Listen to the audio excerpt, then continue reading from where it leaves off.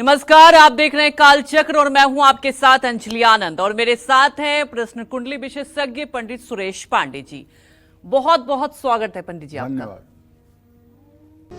भगवान शिव की पूजा से कैसे दूर होगा आपके घर का बड़े से बड़ा वास्तु दोष, जानने के लिए देखिए कालचक्र।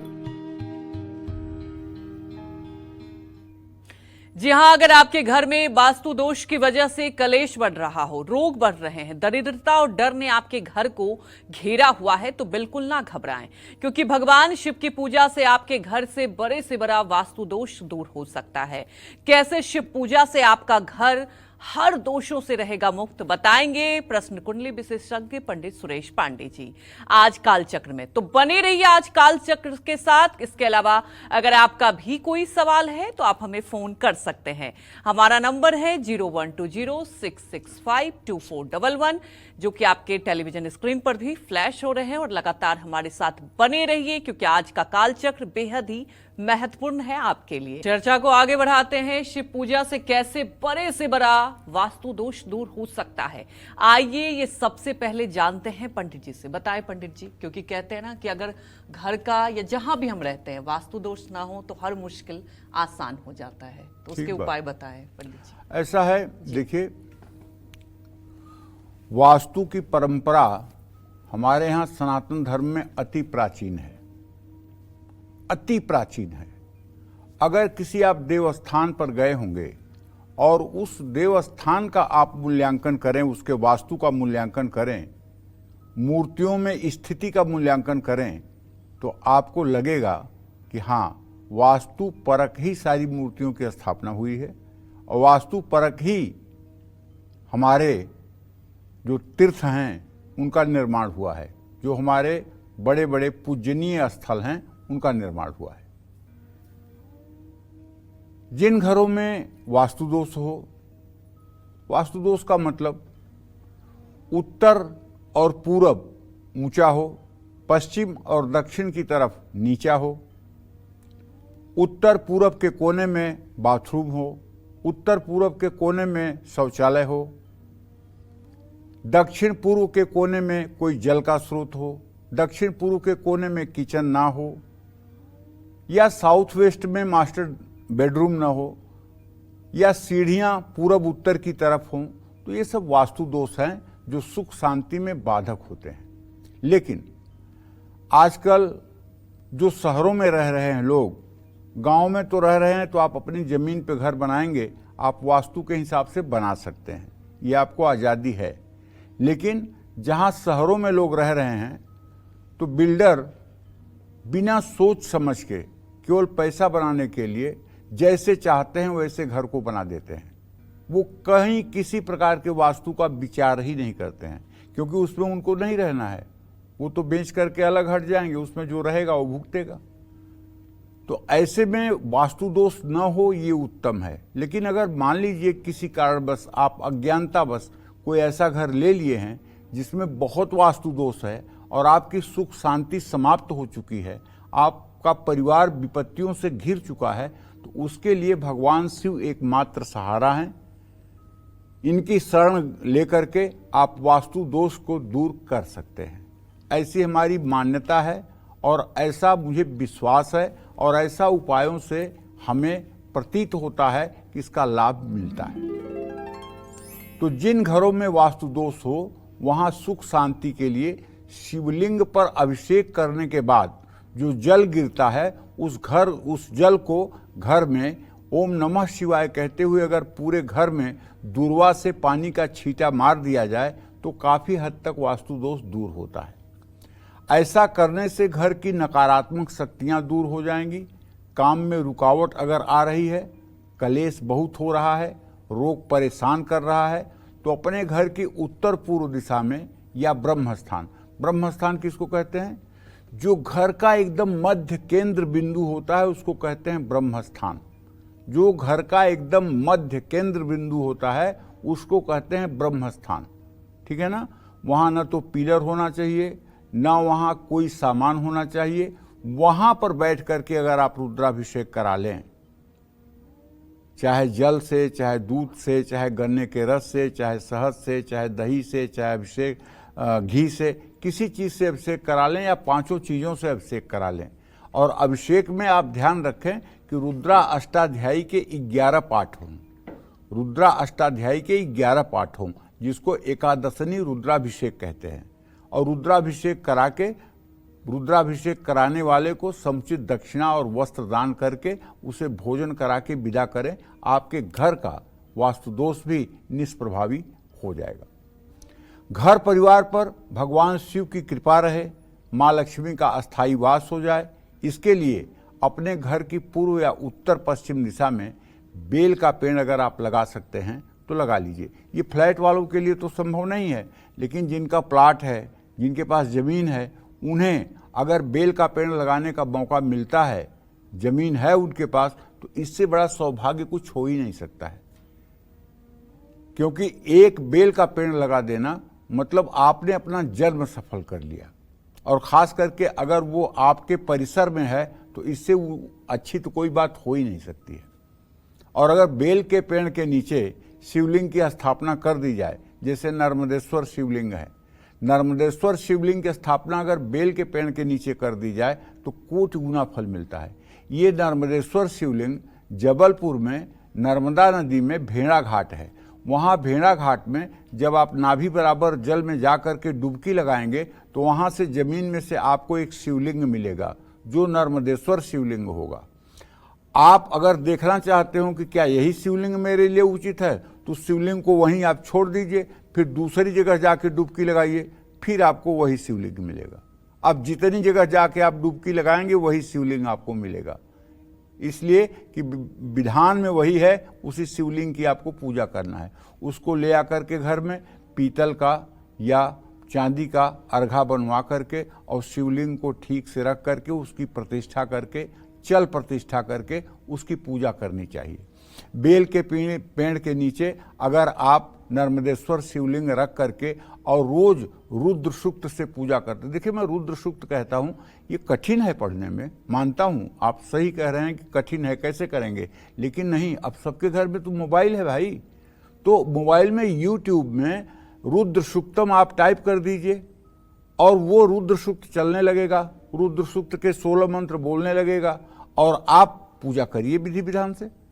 मंत्र ही बोलने की बात है ना, मंत्र आएगा और धीरे धीरे 150 बार सुनने के बाद आपका भी अभ्यास हो जाएगा। आप भी उस मंत्र को काफी हद तक सुनते सुनते करत करत अभ्यास ते जड़मत हो सुजान। अभ्यास ऐसी चीज है जिससे मूर्ख से मूर्ख भी बुद्धिमान और ज्ञानी बन जाता है। तो ये करना चाहिए और नियमित जल चढ़ाना चाहिए और उसके ऊपर एक जलहरी की भी स्थापना करनी चाहिए, जिससे बूंद बूंद जल हर समय शिवलिंग पर टपकता रहे। बेल के पेड़ के नीचे सुबह शाम घी का दिया जरूर जलाना चाहिए।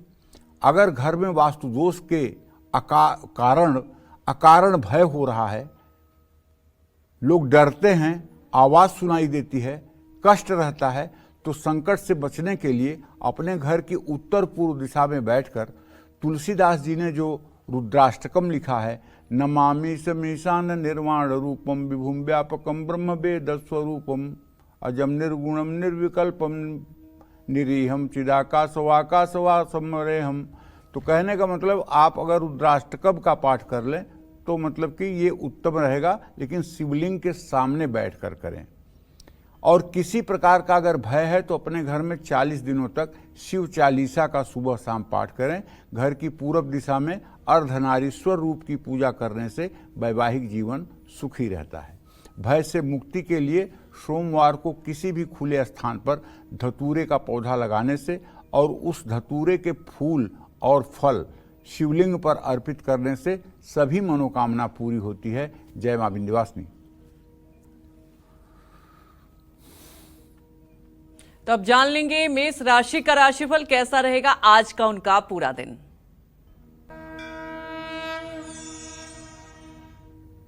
देखिए, मेष राशि के जातकों को बताना चाहूंगा कि आपका ग्रह गोचर ये है कि आपका राशि स्वामी मंगल बृहस्पति के साथ द्वितीय भाव में गोचर कर रहा है। इसका मतलब है आपने अगर किसी पुरानी प्रॉपर्टी में निवेश किया है, पैसा लगाया है, तो उससे फायदा का संयोग आज बन रहा है।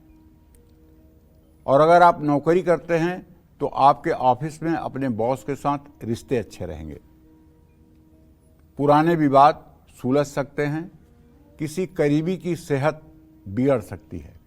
किसी भी तरह की गलतफहमी से बचें। भगवान गणेश को दुर्वा चढ़ाएं। शुभ अंक आपके लिए 6 है। शुभ रंग आपके लिए सफेद है। जय मां विंध्यवासिनी। तो वहीं आगे जानेंगे और भी चर्चा और पंडित जी से और भी उपाय जानेंगे, वृषभ राशि का भी राशिफल जानेंगे, लेकिन उसके पहले जान लेते हैं हमारे एक दर्शक जुड़ चुके हैं। विनय समस्तीपुर से जुड़े हैं, बिहार के रहने वाले हैं। विनय, आप अपने सवाल पूछ सकते हैं।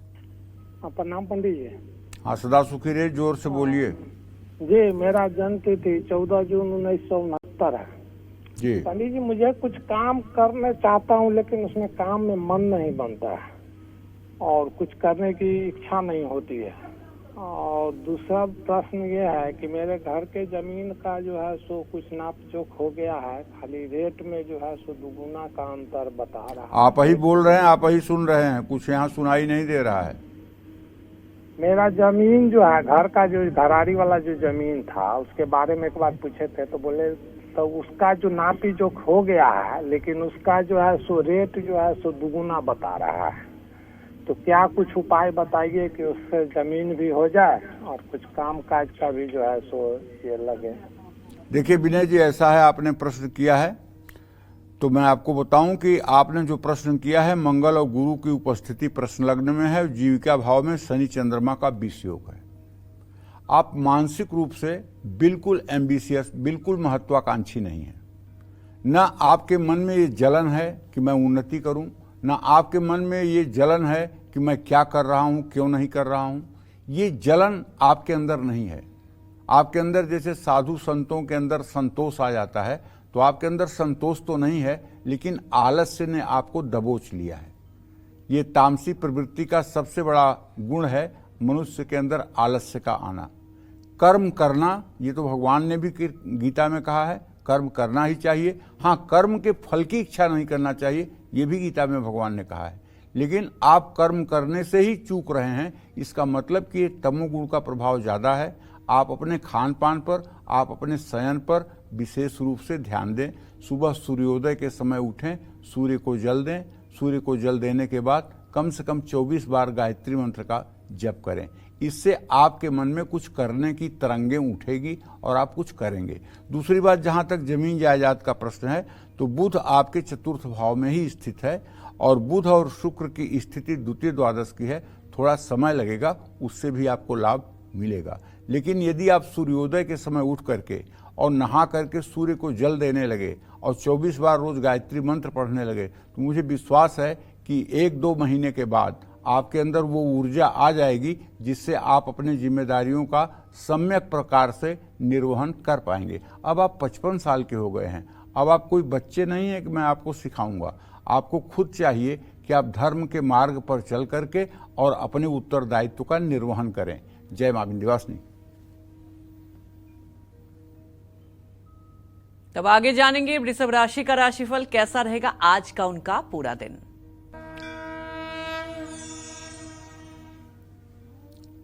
देखिए, बृहस्पति और मंगल की स्थिति आपके राशि में है। आपके द्वितीय भाव का स्वामी बुध इस समय चतुर्थ भाव में स्थित है। ऐसे में ये कहना चाहता हूं कि फालतू के काम में, फालतू के कार्यों में पैसा खर्च हो सकता है, जिसका आपको पछतावा भी होगा। और यदि आप व्यवसायी हैं तो आज बिजनेस में आपको अचानक बड़े फैसले ले सकते हैं, लेने पड़ेंगे। जीवन साथी से रिश्ता और मजबूत होगा। स्वास्थ्य में मामूली चढ़ाव उतार हो सकता है। सावधानी की बात यह है कि देखिए, जब मंगल आपके राशि में है तो ये अपना कुछ तो प्रभाव दिखाएगा, इसलिए आप गुस्सा कर सकते हैं और गुस्सा में अगर कोई फैसला लेंगे तो वो हानिकारक होगा। इसलिए आज गुस्सा आने पर कोई डिसीजन ना लें। अगर आपको बंदर मिल जाएं तो आज बंदरों को केले खिलाइए। शुभ अंक आपके लिए 9 है। शुभ रंग आपके लिए केसरिया है। जय मां विंध्यवासिनी। हमारे साथ एक दर्शक जुड़ चुके हैं गंगा विष्णु बरेली से। गंगा विष्णु, आप अपने सवाल पूछ सकते हैं। प्रणाम पंडित जी। हाँ, सदा सुखी रहिए। मेरा नाम है गंगा विष्णु। मैं अपने बच्चे चित्रांश के बारे में और पत्नी के बारे में पूछना चाहता हूँ जी। बच्चे की डेट ऑफ बर्थ है 23/3/2004, 11:15 रात में, जी देहरादून। जी। और ये बीटेक कंप्यूटर साइंस से कर रहा है। इनके आजकल चोट बीमारियां बहुत हैं हमारे घर में और कोई कारोबार नहीं कर पा रहे हैं महाराज। और मांगलिक दोष बताते हैं, तो उसका कोई उपाय वगैरह बताएं महाराज। देखिए, ऐसा है, मांगलिक दोष तो है ही है। अब उसका उपाय तो यह है कि मांगलिक लड़की से विवाह करिएगा। अभी 20 साल का हुआ है, अभी विवाह में 4 साल की देर है, इसलिए अभी से इसको सोच सोच करके बीमार होना कोई बुद्धिमानी नहीं है। जहां तक इनके पढ़ाई का प्रश्न है तो उसके बारे में हम बता दें कि पंचम भाव का स्वामी शुक्र बुध के साथ द्वितीय द्वादश की स्थिति में है। पढ़ाई में मध्यम श्रेणी का विद्यार्थी है, बहुत अच्छा नहीं है, बहुत खराब भी नहीं है, बहुत डफर भी नहीं है, इसलिए कोई चिंता करने की बात नहीं है।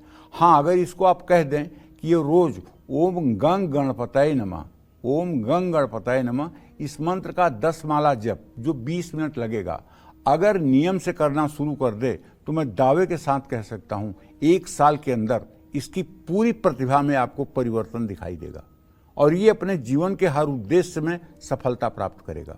गणेश जी की शरणागति लेते ही इसका जीवन बदल जाएगा।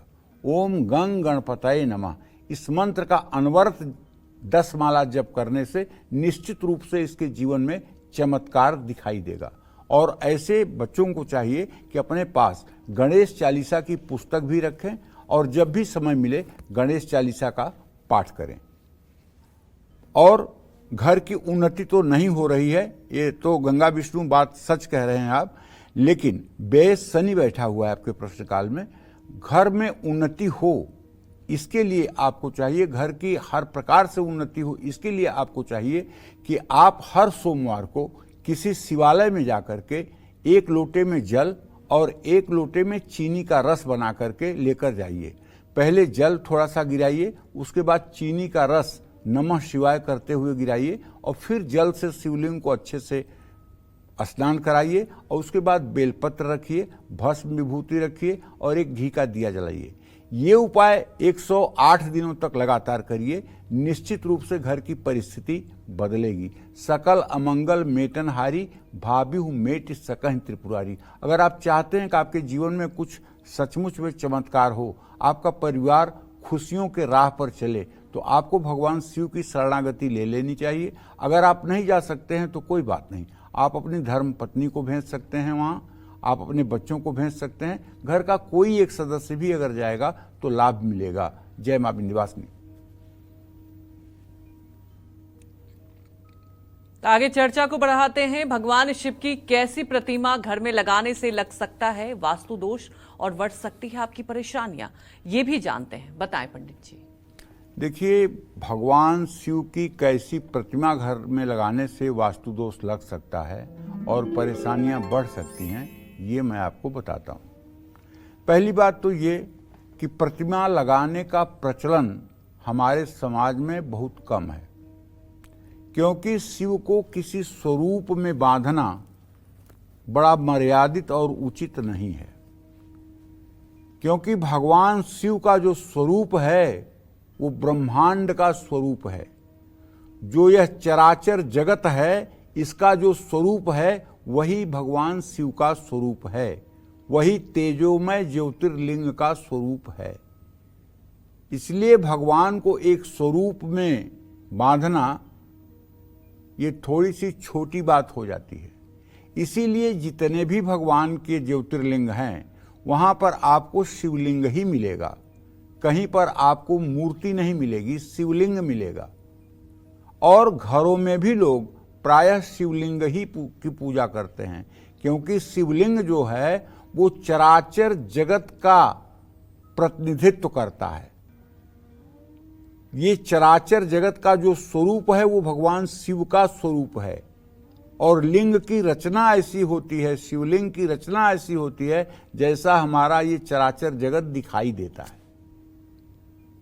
तो तो अगर आप भगवान शिव की प्रतिमा रख रहे हैं तो शिव की क्रोध वाली कोई भी तस्वीर, गुस्से वाली कोई तस्वीर और नटराज वाली कोई तस्वीर या प्रतिमा घर में नहीं रखना चाहिए।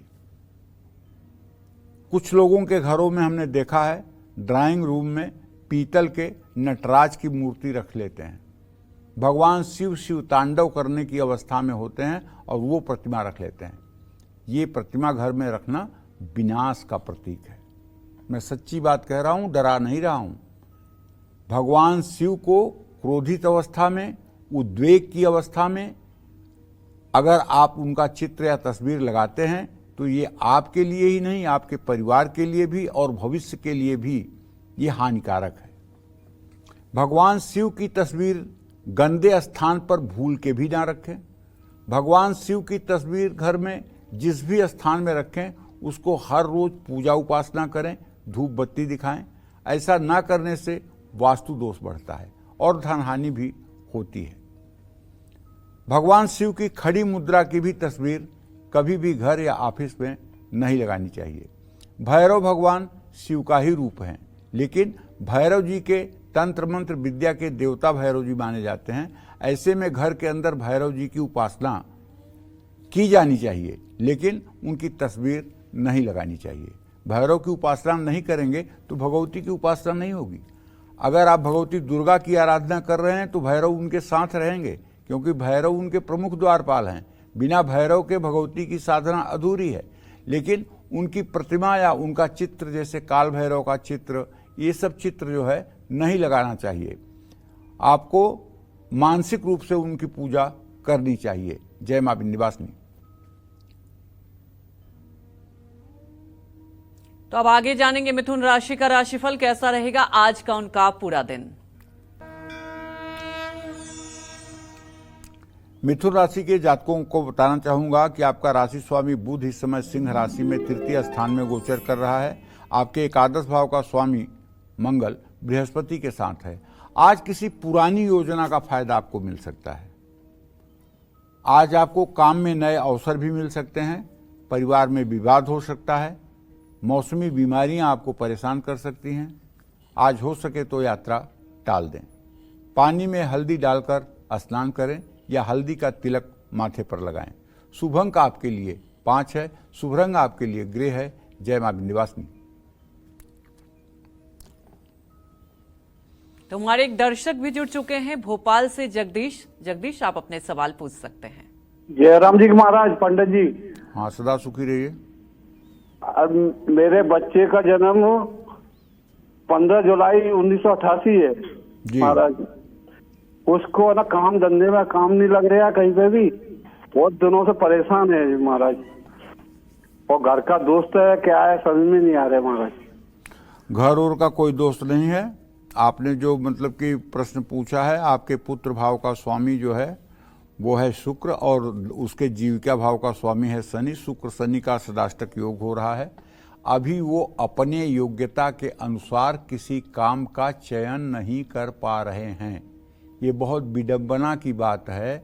आदमी दूसरे के पुरुषार्थ को और दूसरे के सफलता को न समझे, ये एक अलग बात है, लेकिन जब आदमी अपना मूल्यांकन सही न कर पाए तो काफ़ी आश्चर्य की बात है। तो किसी समझदार और सुलझे हुए व्यक्ति से जो उनके कार्य कुशलता को समझता हो, उससे वो किस कार्य में सफल रहेंगे ऐसा सोचकर कार्य करना चाहिए। नहीं तो मैं आपको बता रहा हूँ कि आप अपने बेटे से कहिए कि वो नौकरी के लिए प्रयास करें और नौकरी में उनको ज़्यादा सफलता मिलेगी। नौकरी करके वो अपनी जीविका ठीक ढंग से चला सकते हैं।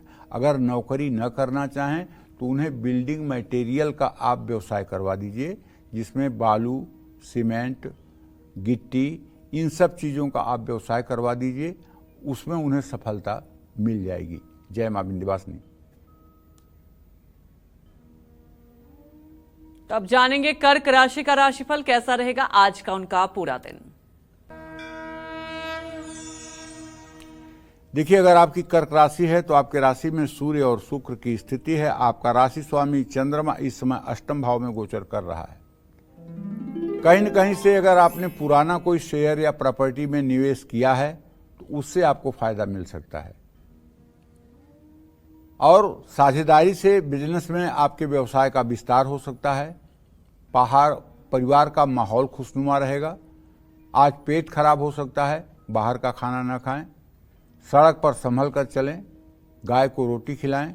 शुभ अंक आपके लिए 5 है, शुभ रंग आपके लिए नीला है। जय मां विंध्यवासिनी। अगर आप अपने घर में सुख शांति और समृद्धि का वास चाहते हैं, क्लेश से मुक्ति चाहते हैं, तो भगवान शिव की कैसी तस्वीर, कैसी प्रतिमा घर में स्थापित करें, ये जानते हैं पंडित जी से। बताएं पंडित जी। देखिए, जो लोग शादीशुदा हैं, परिवार है, बच्चे हैं, ऐसे लोग भगवान शिव के परिवार की तस्वीर अपने घर में जरूर लगाएं। यहाँ तस्वीर का मतलब है फ्रेम फोटो से, फोटो जो फ्रेम हुई है उससे, जिसमें भगवान शिव हों, माँ जगत जननी जगदम्बा पार्वती हों, और भगवान गणेश हों, और स्वामी कार्तिकेय हों, और नंदी भी हों। ये मतलब कि स्वरूप अपने घर के पूजा स्थान में लगाना चाहिए। शिव परिवार की तस्वीर घर में लगाने से निश्चित रूप से तरक्की होती है।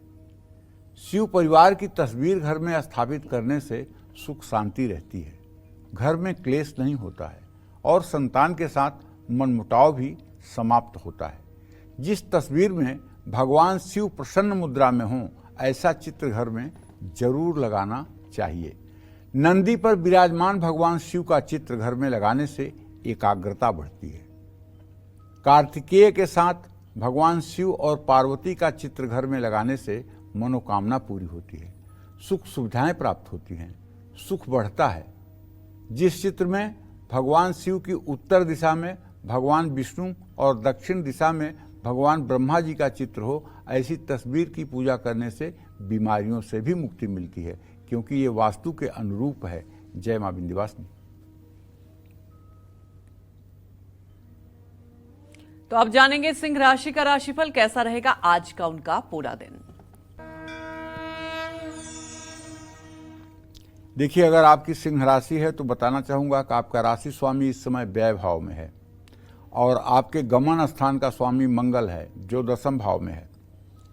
तो ऐसे में अगर आज आप कोई यात्रा करेंगे तो धन हानि हो सकती है। कार्य क्षेत्र में थोड़ा सा परेशान होना पड़ सकता है। आज किसी दोस्त की मदद लेनी पड़ सकती है। किसी बात को लेकर के मानसिक तनाव हो सकता है। नई प्रॉपर्टी में सोच समझकर निवेश करना चाहिए। और बहते जल में एक मुट्ठी काला तिल प्रवाहित करना चाहिए। शुभ अंक आपके लिए 6 है, शुभ रंग आपके लिए पीला है। जय मां विंध्यवासिनी। तो वही हमारी एक दर्शक दिल्ली से जुड़ चुकी हैं, अंजू। अंजू, आप अपने सवाल पूछ सकती हैं।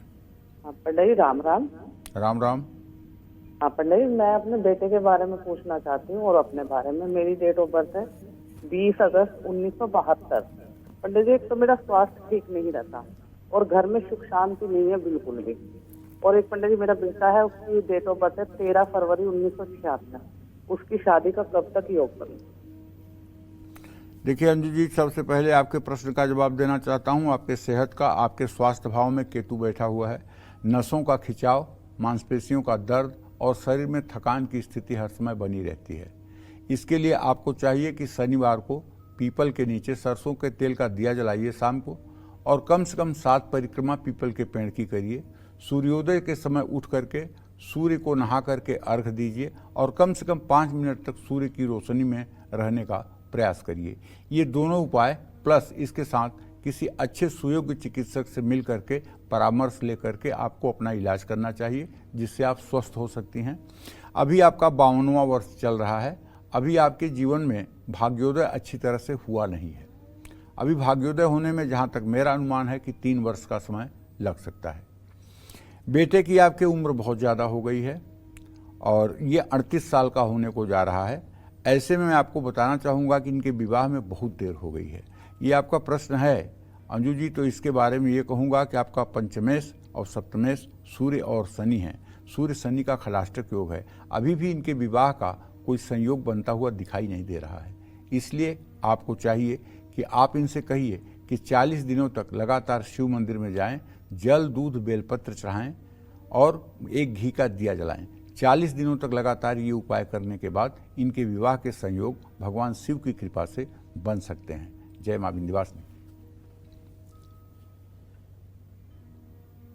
तो आगे जानेंगे कन्या राशि का राशिफल कैसा रहेगा आज का उनका पूरा दिन। देखिए, कन्या राशि में इस समय जो मैं देख पा रहा हूं, केतु की स्थिति है, राहु की पूरी दृष्टि है। किसी साझेदार की मदद से आपको धन लाभ हो सकता है। आज मेहनत का पूरा फल आपको मिलेगा, सभी काम आप पूरे कर पाएंगे। परिवार के साथ घूमने का प्लान बनेगा। पुराने रोगों में भी आपको आराम मिलेगा। आज निवेश से बचिए वरना नुकसान हो सकता है। गणेश जी को पीले फूलों की माला अर्पित करिए। शुभ अंक आपके लिए 3 है, शुभ रंग आपके लिए गुलाबी है। जय मां विंध्यवासिनी। चर्चा को आगे बढ़ाएंगे, लेकिन उसके पहले हमारी एक दर्शक जुड़ चुकी हैं जयपुर से। मीरा, आप अपने सवाल पूछ सकती हैं। प्रणाम पंडित जी। हाँ, सदा सुखी रहिए। मेरा नाम नीरा है, एन से नीरा। मेरे 2 सवाल है पंडित जी। मेरा जन्म तारीख है 9 मार्च 1993। तो मेरी गवर्नमेंट जॉब कब तक लगेगी और मैं मांगलिक हूँ कि नहीं हूँ? और दूसरा सवाल है मेरे छोटे भाई के लिए, उसका जन्म तिथि है 28 मई 1995। तो वो भी क्या मांगलिक है और क्या है, उनकी शादी कब तक होगी? हम दोनों की शादी नहीं हुई अभी तक।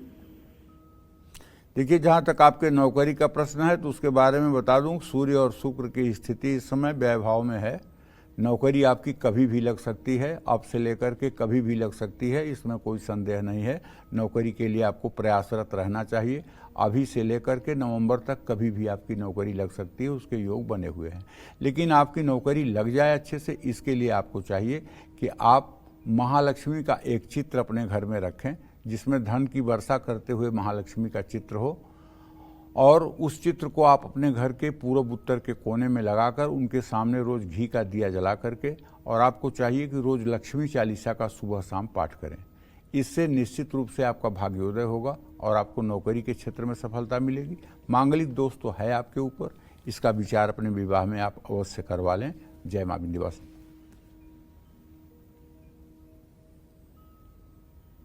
मान सम्मान, सुखी वैवाहिक जीवन और संतान सुख पाने के लिए आपको घर में भगवान शिव की कैसी प्रतिमा और किस दिशा में स्थापित करनी चाहिए, ये भी जान लेते हैं। बताएं पंडित जी। देखिए, जो व्यक्ति भगवान शिव और मां पार्वती की बैल पर बैठी हुई तस्वीर को घर में लगाते हैं और उनकी पूजा करते हैं, ऐसे लोगों को संतान सुख अवश्य मिलता है। भगवान शिव के अर्धनारीश्वर स्वरूप की उपासना करने से वैवाहिक जीवन सुखी रहता है। नंदी और पार्वती जी के साथ सभी गणों से घिरे हुए भगवान शिव की उपासना करने से मान सम्मान की प्राप्ति होती है।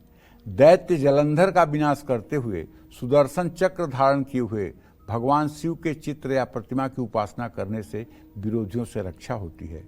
जटा में गंगा और सिर पर चंद्रमा धारण किए हुए बाएं ओर मां पार्वती और दाहिनी ओर कार्तिकेय गणेश के साथ भगवान शिव की प्रतिमा की उपासना करने से परिवार में कलेश कम होता है और सुख शांति बढ़ती है।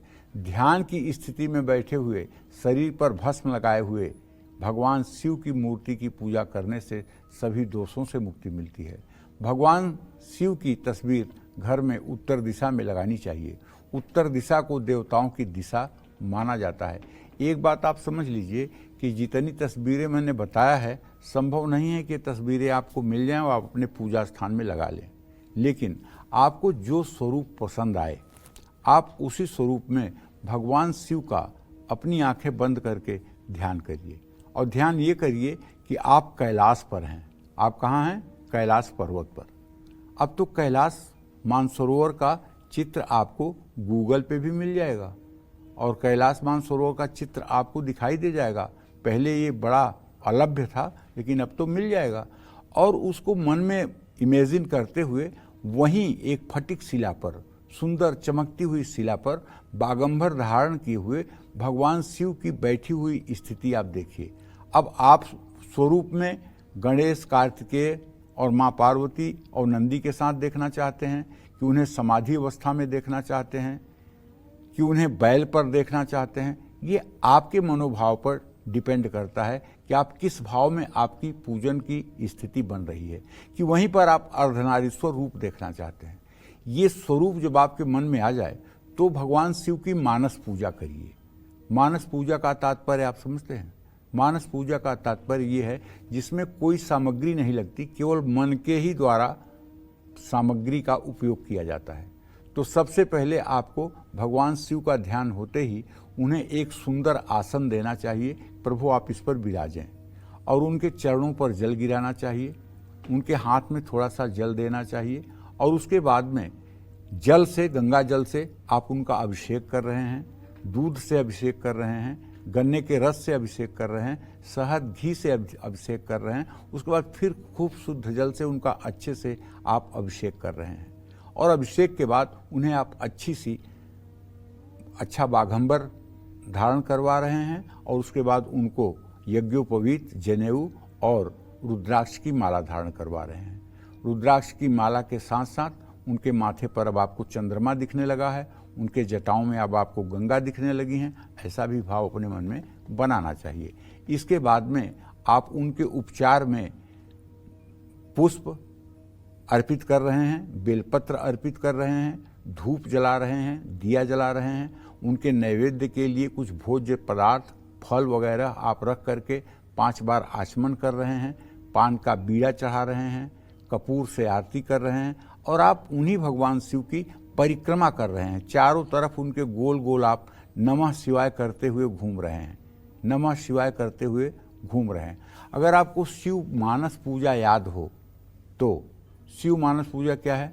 रत्नई कल्पितमासनम हिम जलय स्नानम च दिव्यांबरम नाना रत्न विभूषितम मृगमदाम मोदांकितम चंदनम जाति चंपक बिल्वपत्रचितम पुष्पम च धूपम तथा दीपम देवदयानिधे पशुपते हृत्कल्पितम गृह्यताम सौवर्णे नवखंडरचिते पात्रे घृतम पायसम भक्ष्यम पंचविधम पयोदध्युतम रंभाफलम पानकम शाकानामयुतम जलम रुचिकरम कर्पूरखंडोज्वलम तांबूलम मनसा मया विरचितम भक्त्या प्रभो स्वीकुरु छत्रम चामर्योर्युगम व्यजनकम चादर्शकम निर्मलम वीणा भेरी मृदंग काहल कला गीतम च नृत्यम तथा साष्टांग प्रणति स्तुतिर्बहुविधा हे तत्समस्तम मया संकल्पेन तव समर्पितम प्रभो पूजा गृहाण प्रभो आत्मा त्वं गिरिजामति सहचरा प्राणा शरीरम गृह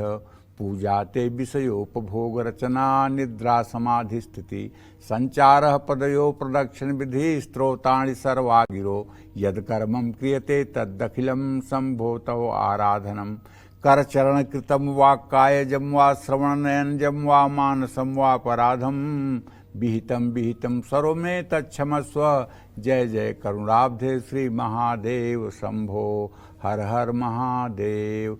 इस तरह से अगर आप अपने मानसिक पूजा को पूरा करेंगे तो आप विश्वास करिए प्रत्यक्ष 100 बार पूजा करने से और मानसिक 1 बार पूजा करने के बराबर फल मिलता है, क्योंकि पूजा तो मन करता है ना, पूजा तो मन से होता है ना। पूजा मन से करिए। अगर आप पूजा कर रहे हैं, वस्तु समर्पित कर रहे हैं और चिंतन आपका और कहीं है, चिंतन आपका गृहस्थी में लगा हुआ है, चिंतन आपका व्यवसाय में लगा हुआ है, चिंतन आपका परिवार में लगा हुआ है और आपका शरीर पूजा स्थान में है, इस पूजा का क्या मतलब है? पूजा का मतलब होता है जब मन संसार से हट करके ईश्वर में लग जाए। तो इसलिए हम अपने सभी दर्शकों से कहना चाहेंगे कि आप लोग पूजा करिए, साकार पूजा खूब करिए, लेकिन आप मानसिक पूजा का भी अभ्यास किया करिए। देखिए, छोटा बच्चा जब होता है ना और जब पहले पढ़ने जाता है तो उसको टीचर सिखाते हैं एक गोल बनाओ, एक जीरो बनाओ, एक डंडा लगाओ, एक आगे ऐसे पाई खींचो। तो जब वो लिख देता है ना तो उसकी पीठ थपथपाते हैं, शाबाश बेटा शाबाश, बहुत बढ़िया, उसने क लिख दिया, उसकी बहुत तारीफ करते हैं। लेकिन अगर वो बच्चा जिंदगी भर गोला ही बनाता रह जाए, डंडा ही खींचता रह जाए, तो उसके ऊपर चपत भी पड़ती है कि यही जिंदगी भर करोगे। अब साल 2 साल हो गया है ना, अब ABCD भी तो 26 अक्षर जानना चाहिए, क ख से ज्ञ तक भी जानना चाहिए। तो इसी तरह से हम पूजा के शुरुआत में अगर पूजा साकार रूप से कर रहे हैं और ज्यों-ज्यों हमारे पूजा का समय व्यतीत हो रहा है, अगर हम मन से नहीं जुड़ रहे हैं तो वही बात हुई कि हम जिंदगी भर गोला ही बना रहे हैं। तो हमें मानसिक रूप से पूजा में उतरना चाहिए, मानसिक रूप से पूजा करना चाहिए। जहाँ भी आप बैठे हों वहीं आपका आसन हो जाए, जहाँ भी आप बैठे हों वहीं भगवान शिव हो जाएं। कोई ऐसी जगह नहीं, कहूँ कहाँ जहाँ प्रभु नहीं, ऐसी दुनिया में कोई जगह नहीं है जहाँ भगवान शिव न हो। तो आप हर समय अगर अनवरत उनका स्मरण बनाए रखेंगे तो आप विश्वास करिए शिव जी आपके आत्मा स्वरूप ही हैं, वो आपके साथ ही रहते हैं, वो कहीं अन्यत्र नहीं रहते हैं। बस भाव बनाने की देर है, भाव बनाते ही वो प्रकट हो जाते हैं। इसीलिए कहते हैं ना, आशुतोष तुम औढ़र दानी, आरत हरहु दीन जन जानी। ये औढ़र दानी है भगवान शिव, इनके भक्तों के लिए कुछ भी असंभव नहीं है और ये अपने भक्तों के लिए सारी मर्यादाओं को लांघ जाते हैं, अपने भक्तों के कल्याण के लिए। तो इनकी भक्ति तो बहुत ही अनुपम है। हो सके तो मानसिक पूजा का अभ्यास सभी लोगों को करना चाहिए। जय मां विंध्यवासिनी। तो अब जानेंगे तुला राशि का राशिफल कैसा रहेगा आज का उनका पूरा दिन। देखिए, तुला राशि के जातकों को बताना चाहूंगा कि यद्यपि केतु आपके 12वें भाव में है, लेकिन आपका राशि स्वामी 10वें भाव में शुक्र है। पुराने प्रोजेक्ट से धन लाभ हो सकता है, ऐसा मुझे दिखाई दे रहा है। कारोबार से जुड़े नए संबंध भी बन सकते हैं और बिजनेस में विस्तार की भी संभावना है। परिवार में मान सम्मान बढ़ेगा। पाचन से जुड़ी समस्या हो सकती है। आज आपको कानूनी मामलों में खुद को बचाना चाहिए। जरूरतमंदों को वस्त्र दान करना चाहिए। शुभ अंक आपके लिए 5 है। शुभ रंग आपके लिए भूरा है। जय मां विंध्यवासिनी। तो घर से आर्थिक तंगी और वास्तु दोष दूर करने के लिए शिव पूजा से जुड़े कौन से नियम आपको फॉलो करने चाहिए, ये जानते हैं पंडित जी से। बताएं पंडित जी। देखिए, आपके घर में शिवलिंग है तो उसे हमेशा रेशमी कपड़े के ऊपर ही स्थापित करें। शिवलिंग को बिना किसी स्टैंड पर या बिना किसी कपड़े के ऊपर रखने से वास्तु दोष लगता है। ऐसा करने से घर में आर्थिक तंगी भी आती है। जो लोग घर में शिवलिंग स्थापित करना चाहते हैं वो इसके साथ शिव परिवार की प्रतिमाएं भी स्थापित करें। शिव जी की पूजा में कभी भी तुलसी अर्पित ना करें। तुलसी को भगवान विष्णु की पत्नी माना गया है, वो हरि प्रिया कहलाती हैं। भगवान विष्णु के अवतारों के अलावा तुलसी किसी और देवता को अर्पित नहीं की जानी चाहिए। हनुमान जी को किया जाना चाहिए। वो भले ही शिव के अवतार हैं लेकिन हनुमान जी को कर सकते हैं, इसलिए वो राम से जुड़े हुए हैं। ये बात में मत आइएगा कि शिव के किसी अवतार को नहीं। हाँ, राम को, विष्णु को, कृष्ण को तो आप अर्पित करेंगे ही, लेकिन हनुमान जी को भी अर्पित कर सकते हैं। क्योंकि उन्हें सीता मैया ने, जब सीता मैया की रसोई खाली हो गई, हनुमान जी को खिलाते खिलाते हनुमान जी का क्षुधा तृप्ति नहीं हुई, तो सबने बताया कि इन्हें एक तुलसी का पत्ता खिला दो। और तुलसी का पत्ता खाते ही हनुमान जी ने कहा बस अब नहीं खाना है, कुछ हो गया, तृप्ति हो गई। तो माँ जानकी ने उनको तुलसी का पत्ता खिलाया है, इसलिए हनुमान जी को तुलसी का पत्ता चढ़ा सकते हैं। घर में एक साथ 2 शिवलिंग स्थापित न करें। कटे फटे बेलपत्र शिवलिंग पर अर्पित नहीं करना चाहिए। शिव पूजा में दूध दही पंचामृत को कांसे के बर्तन में डालकर या तांबे के बर्तन में डालकर कभी नहीं चढ़ाना चाहिए। ऐसा करने से बड़ा वास्तु दोष लगता है। इसलिए मैं तो कहूँगा कि हर गृहस्थ को चाहिए कि अगर संभव हो तो उसे एक चांदी की श्रृंगी बनवा लेनी चाहिए। चांदी की श्रृंगी का वजन 100-125 ग्राम से ज़्यादा नहीं होगा और उसमें आगे नुकीला भाग जो होता है उसमें गाय का मुंह बना होता है, उसमें एक छेद होता है जिससे मतलब कि जल दूध फोर्स में जाकर के शिवलिंग पर गिरता है और धारा में ही शिवलिंग का अभिषेक करना चाहिए। तो हर घर में अगर चांदी की श्रृंगी हो, अगर चांदी की श्रृंगी नहीं हो सकती है, सामर्थ्य नहीं है, तो पीतल की श्रृंगी लेना चाहिए। पीतल की श्रृंगी से सारी चीज़ों का अभिषेक किया जा सकता है, लेकिन तांबे की श्रृंगी से केवल जल से अभिषेक किया जा सकता है। कभी भी गन्ने के रस से अभिषेक नहीं किया जा सकता है, क्योंकि तांबे के स्पर्श से कोई मीठी चीज़ मदिरा बन जाती है, अल्कोहलिक हो जाती है, इसलिए ध्यान रखना चाहिए। जय मां विंध्यवासिनी। और चलिए बात कर लेते हैं धनु राशि की। क्या कहता है धनु राशि का राशिफल, कैसा रहेगा आज का उनका पूरा दिन, जानते हैं। धनु राशि के जातकों को बताना चाहूंगा कि आपके तृतीय भाव में शनि चंद्रमा की युति है, ये विषयोग का निर्माण कर रही है, और आपके सुख स्थान में राहु है। लेकिन आपके आए शुक्र जो है उसकी जो स्थिति है उसके आधार पर यह कहा जा सकता है कि अचानक धन का संयोग बन सकता है, जिसकी पहले से आपको कोई संकेत नहीं मिले होंगे। नौकरी में बदलाव के लिए समय शुभ है। अगर आप नौकरी बदलना चाहते हैं तो आप प्रयास करिए, नौकरी बदल लीजिए। पुराने दोस्तों से मुलाकात हो सकती है और आज आपका स्वास्थ्य अमूमन अच्छा रहेगा। रिश्तेदारों से अपनी गुप्त बातें साझा नहीं करनी चाहिए। दुर्गा चालीसा का पाठ करना चाहिए। शुभ अंक आपके लिए 6 है। शुभ रंग आपके लिए गोल्डन है। जय मां विंध्यवासिनी। तब जानेंगे मकर राशि का राशिफल कैसा रहेगा आज का उनका पूरा दिन। मकर राशि के जातकों को बताना चाहूंगा कि आपके द्वितीय भाव में धन भाव में स्वगृही शनि है। किसी को दिया हुआ पैसा आज आपको वापस मिल सकता है। कार्यस्थल पर विवाद की स्थिति बन सकती है। लंबे समय के बाद अपनों से मुलाकात होगी। तामसिक मानसिक स्वास्थ्य का भी आपको ध्यान रखना चाहिए। आज किसी भी तरह का रिस्क न लें। शिवलिंग पर जल चढ़ाएं। शुभ अंक आपके लिए 7 है। शुभ रंग आपके लिए आसमानी है। जय मां विंध्यवासिनी। तो हमारे एक दर्शक निखिल कानपुर से जुड़ चुके हैं। निखिल, आप अपने सवाल पूछ सकते हैं। आचार्य जी प्रणाम। हाँ, सदा सुखी रहिए। सर, मेरा नाम निखिल मिश्रा है जी। मेरा जो डेट ऑफ बर्थ है कुंडली के अकॉर्डिंग वो है 10 जून 1988। जी।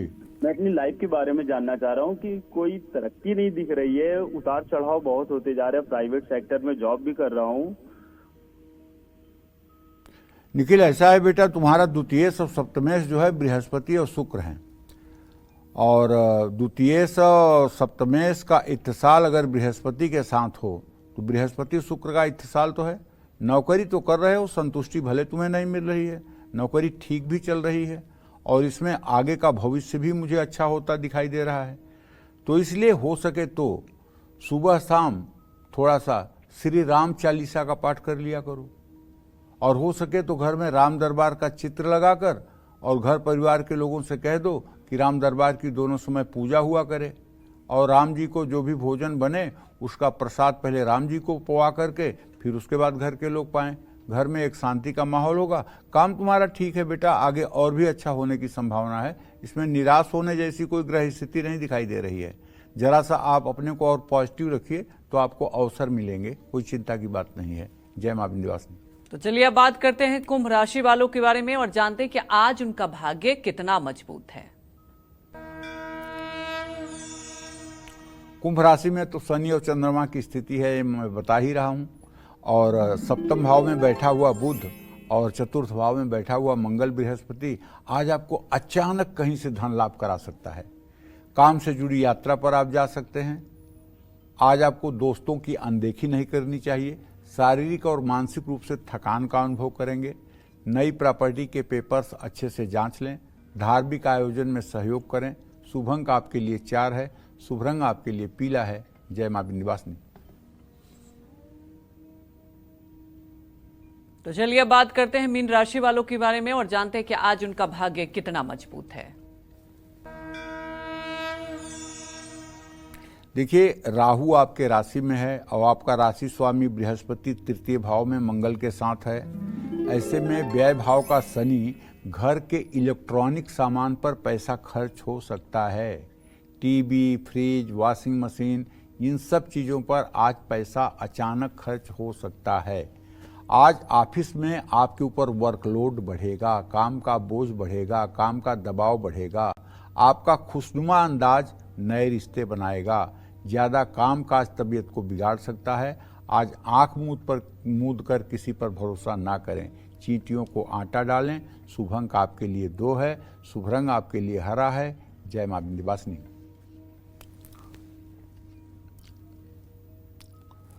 तो हमारे एक दर्शक जुड़ चुके हैं, आप अपने सवाल पूछ सकते हैं।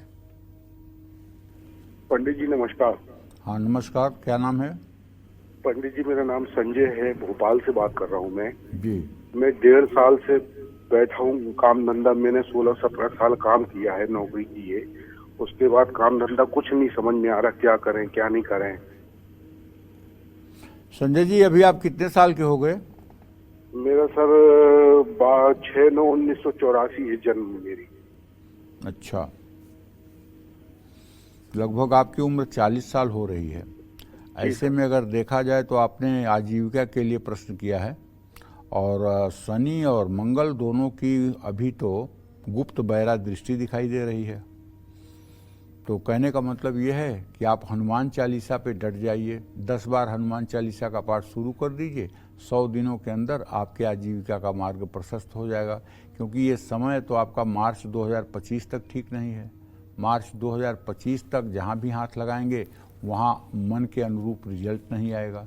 लेकिन अगर आप 10 बार रोज हनुमान चालीसा का पाठ करना शुरू कर दीजिए और मंगलवार को हनुमान मंदिर जाना शुरू कर दीजिए, तो हनुमान जी की कृपा से कुछ न कुछ रास्ता तो निकल ही आएगा, ऐसा मुझे विश्वास है। जय मां विंध्यवासिनी।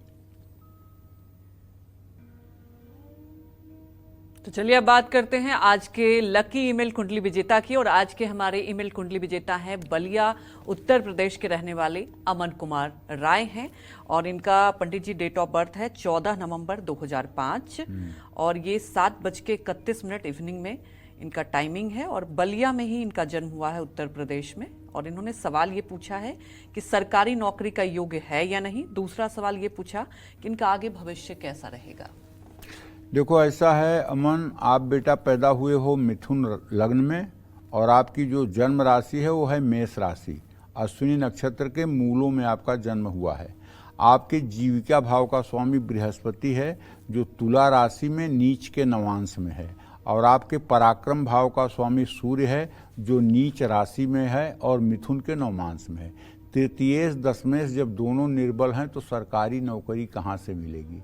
सरकारी नौकरी का कोई दूर दूर तक योग नहीं है, चाहे आज और चाहे आज के 10 साल बाद। सरकारी नौकरी के चक्कर में अपना समय बर्बाद मत करना। अपनी योग्यता के अनुसार कोई काम देख करके पढ़ाई खत्म होने के बाद काम शुरू कर देना, इसमें आपकी भलाई होगी। जय मां विंध्यवासिनी। झूठा भोजन करना आपकी सेहत और किस्मत दोनों के लिए कैसे खराब है, ये जानते हैं पंडित जी से। बताएं पंडित जी। देखिए, झूठा भोजन खान पान में संक्रामक रोग फैला सकता है, ग्रह दोष भी लगता है। कुंडली का दूसरा भाव धन के साथ साथ वाणी का भी कारक होता है और खान पान का भी कारक होता है। किसी दूसरे व्यक्ति का झूठा भोजन करने से वाणी पर बुरा प्रभाव पड़ता है, लेकिन एक बात जान लीजिए, अपने गुरु का उच्छिष्ट खाने में और अपने पति का उच्छिष्ट खाने में या अपने बच्चे का उच्छिष्ट खाने में दोष नहीं लगता है। अगर बच्चे ने कुछ खाया है, माँ उसको खा रही है या पिता खा रहे हैं तो दोष नहीं लगता है। गुरु से खाया हुआ कोई वस्तु है, उसको अगर आप खा रहे हैं तो कोई दोष नहीं होगा। पति का खाया हुआ अगर कुछ है, उसको आप खा रहे हैं तो कोई दोष नहीं होगा। ऐसी हमारे शास्त्रों की मान्यता है, ऐसा हमारे शास्त्रों में लिखा हुआ है। और किसी वैष्णव संत के द्वारा चरणामृत पैरों का अगर मिल जाए या उच्छिष्ट मिल जाए तो ये भी अच्छा माना जाता है। किसी का जूठा भोजन करने से ग्रह परेशान करते हैं, उसका कारण है। गीता में भगवान कृष्ण कहते हैं, यात यामम गत रसम पूति परयुस्तम च यत उच्छिष्टम चामेध्यम भोजन तामसे। उच्छिष्ट जूठे को कहते हैं। जूठा भोजन करने से कुंडली का धन स्थान प्रभावित होता है, जिससे आर्थिक संकट शुरू हो जाते हैं।